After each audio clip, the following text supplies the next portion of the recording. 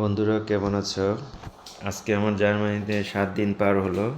তো তোমাদেরকে আমার রান্নাঘরটা দেখাই। রান্নাঘরে কয়েকটা জিনিস কমন। একটা ওভেন থাকবে, যেটার ভিতরে তুমি যে কোনো কিছু গরম করতে পারো। একটা ডিশ ওয়াশার, এটা একটা ডিশ ওয়াশার। এই যে এটার ভিতর দিয়ে তোমরা যে কোনো কিছু ধৌত করতে করতে 2 থেকে 2.5 ঘন্টা সময় লাগে। তারপর একটা ওভেন থাকবে আর এরকম একটা ইলেকট্রিক চুলা থাকবে। এই কয়টা জিনিস এখানে কমন। আর এখানে একটা ডিশ ওয়াশার থাকবে, এইটা দিয়ে ঠান্ডা পানি এবং গরম পানি দুটোই বেরোবে।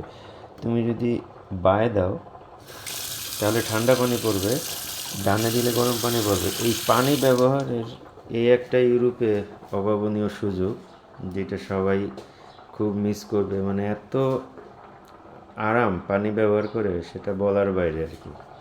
এবং ইভেন সবচেয়ে মজার ব্যাপার হলো এই পানিটা তুমি খেতেও পারবে। আমি আজকে ভাত রাখছি।